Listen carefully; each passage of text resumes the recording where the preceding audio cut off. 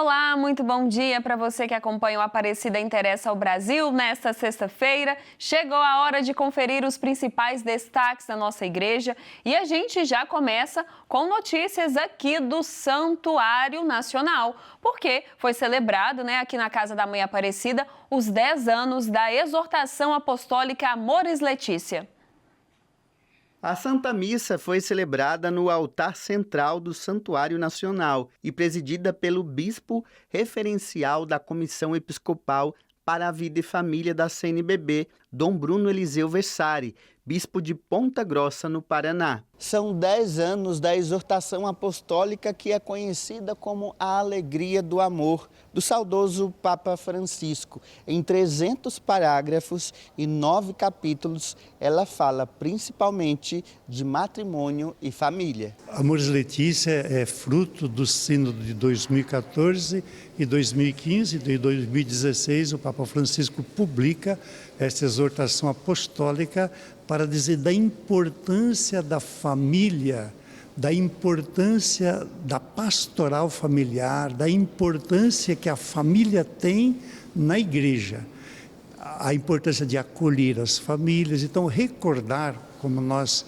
queremos fazer hoje, é olhar para o caminho proposto e caminho percorrido, e dizer como foi importante este olhar, assim, até profético do Papa Francisco em relação às famílias, para que a pastoral familiar esteja presente na ação da igreja como transversal em toda a ação evangelizadora da igreja. Para que a Amoris Laetitia de fato seja praticada no Brasil ou no mundo, mas falando aqui do nosso território, é necessário ter a paciência.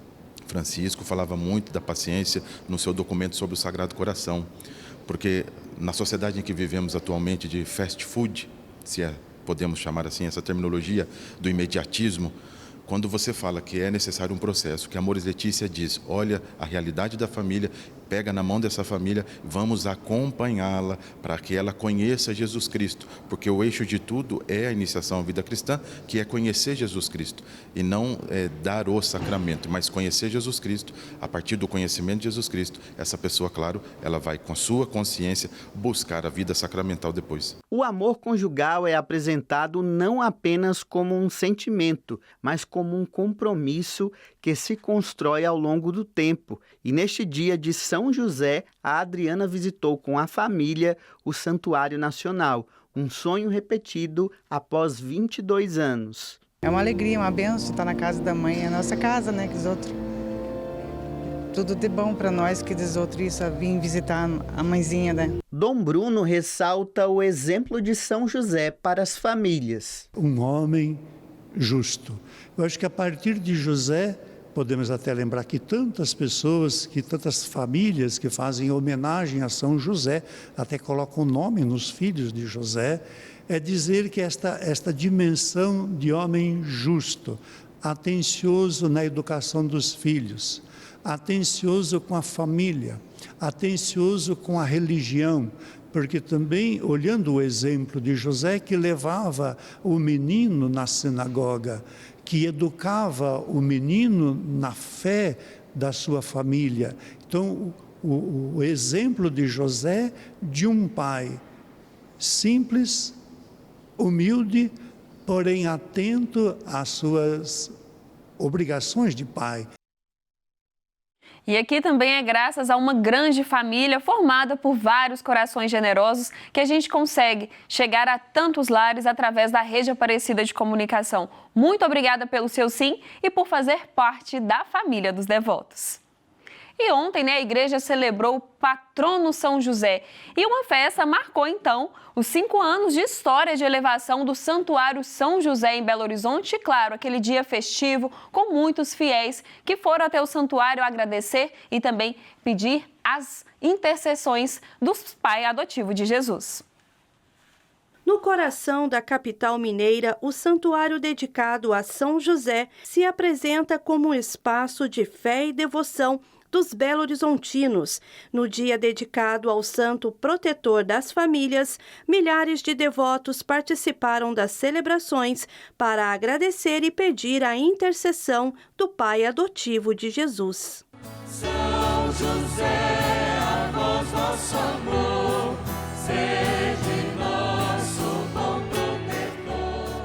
A missa de encerramento reuniu fiéis, o clero da Arquidiocese de Belo Horizonte e os missionários redentoristas, congregação que administra o santuário. A celebração foi presidida por Dom José Otácio Oliveira Guedes, bispo auxiliar de Belo Horizonte. Em sua homilia, o religioso destacou o patrono da igreja como modelo de fé para todos os cristãos. E a fé para José é um elemento que ele leva em conta na hora de tomar suas decisões. Que escola para nós! A fé não é um apêndice na vida de José, não é um elemento qualquer. Quando José se vê interpelado numa situação difícil, diante da gravidez de Maria, da missão que lhe era dada, ou melhor, da missão que ele havia escolhido, esta jovem que ele havia escolhido, José pensa o que fazer. Então este homem recebe em sonho a visita de um anjo e da vontade de Deus. Um homem crente, um homem de fé. Peçamos também para nós a graça de que a fé seja um elemento que nos molde, formate nossa vida, nossa mente, nossas atitudes expressem. E já no Nordeste, na Arquidiocese de Olinda e Recife, São José foi celebrado, então, com a comemoração dos 160 anos de um colégio dedicado a ele. O Colégio de São José, no bairro da Boa Vista, em Recife, foi a primeira obra das Irmãs Doroteias ao chegarem ao Brasil em 1866. Uma história marcada pela fé e compromisso com a educação de gerações.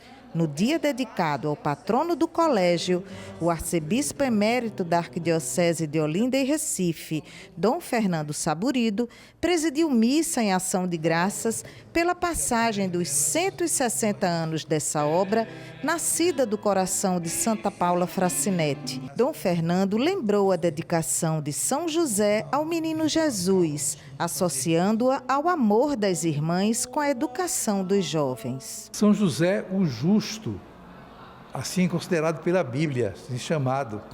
E São José, de fato, tem muito a nos ensinar nesse caminho da justiça, da fidelidade, do compromisso com o reino de Deus.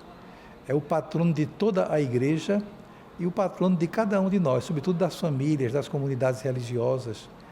E hoje eu tive uma experiência bonita de celebrar São José aqui no Colégio São José, tem o seu nome, portanto, com tantos jovens animados, felizes pelos 160 anos desta instituição. Que ela continue por muitos e muitos anos, dando esse testemunho bonito de preocupação com a juventude, educando jovens cristãos comprometidos com o reino de Deus. Padre Antônio Gomes concelebrou a missa na capela do colégio. O sacerdote é ex-aluno das irmãs. E aí louvo e agradeço a Deus por poder vir participar desse momento. Eu que estou agora na assessoria da Comissão Episcopal para a Juventude, é um tempo de graça a gente poder celebrar essa caminhada, essa história. Dentre os momentos especiais do dia, a consagração do pequeno Theo, filho de ex-alunos do Colégio de São José. Homenagens a educadores, funcionários e religiosas da província América Latina, além da participação de alunos e da apresentação da placa comemorativa dos 160 anos. Então, pensar no carisma das Doroteias é, sobretudo, pensar numa educação que é feita pela via do coração e do amor. Então, é essa a razão de ser da nossa presença Doroteias no Brasil e em todos os recantos do nosso mundo. E agora a gente confere os destaques das Pontifícias Obras Missionárias com a Isabelle Torres. Bom dia, Isabelle. Bom dia, Gabi. Sejam bem-vindos para mais um Boletim Igreja em Missão. O edital da revista Missão e Culturas está aberto, essa que é a revista científica das Pontifícias Obras Missionárias, e o Padre Rafael, secretário nacional da União Missionária, irá falar um pouco sobre o edital que está em aberto. A revista Missões e Culturas é uma revista das Pontifícias Obras Missionárias de cunho missionário. Ela recebe artigos pesquisas, resenhas, experiências missionárias para serem publicadas agora no terceiro número.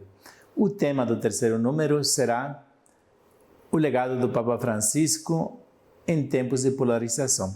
Sabemos que Francisco foi um profeta para o nosso tempo, que ele procurou uma igreja de portas abertas, uma igreja em saída, uma igreja sinodal, e que também se preocupou com a casa comum, como que todos somos irmãos, diante de tantos conflitos e contradições. Então, convidamos a escrever, a submeter as suas pesquisas, seus estudos à nossa revista. E esse foi mais um Boletim Igreja em Missão. Nos vemos na semana que vem. Até a próxima semana, Isabelle. Muito obrigada pelos destaques. E agora a gente confere a reflexão do Observatório de Comunicação Religiosa para esta semana.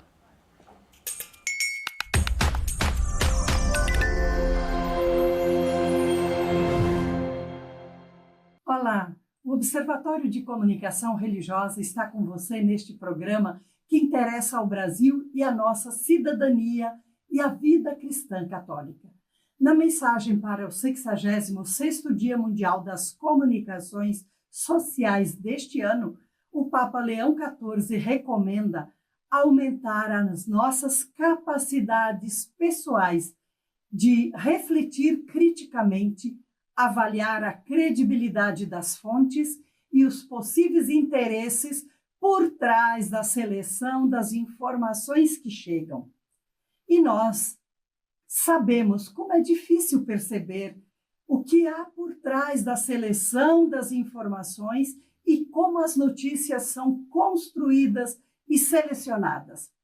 Mas o agravante maior são as corporações de internet, as big techs, que organizam e selecionam não só as informações que chegam a nós cidadãos, mas controlam nos países e em muitas universidades também. E quando se quer discutir a regulação da internet, começa a guerra no continente digital, que não tem fronteiras. E você pode dizer, mas como acontece isso? Nós nos servimos dos sistemas de comunicação diversos da internet para nos informar, para passar mensagens pelo WhatsApp, aumentar nossas redes sociais e tudo aparentemente de graça, não é? Mas há um controle invisível do que é permitido ver e acessar. Também o uso do cartão de crédito rende dividendos às empresas norte-americanas e, por isso, já estão criticando o nosso Pix, que isenta a taxa das transações bancárias e, consequentemente, diminui a arrecadação do cartão de crédito, já sentido pelos donos do capital. Daí que a regulação que os governos buscam fazer sobre a internet é necessária para garantir a soberania no campo digital. Ainda temos muito a pensar criticamente para entender o que há por trás dessa guerra digital. Firmes na fé e com pensamento crítico vamos chegar lá. Fé e coragem sempre.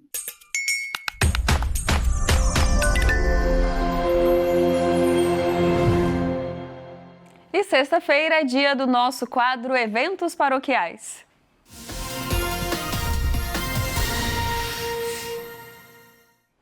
E o convite agora é da imersão Juntos pela Esperança, que fortalece então a atuação social por meio da fé. Nos dias 22, 23 e 24 de março acontecerá a segunda edição do Juntos pela Esperança. Neste ano, o evento acontecerá no Recanto Tagache, em Parelheiros, e é um evento direcionado a você, liderança católica que atua na gestão de projetos, voluntários, gestores de projetos sociais. Nesta segunda edição da imersão Juntos pela Esperança, os temas serão liderança, cultura e gestão. E também neste ano, a intenção é que a imersão dialogue com o tema da campanha da fraternidade, fazendo os participantes refletir sobre a importância de lutar por uma moradia digna para todos os filhos de Deus.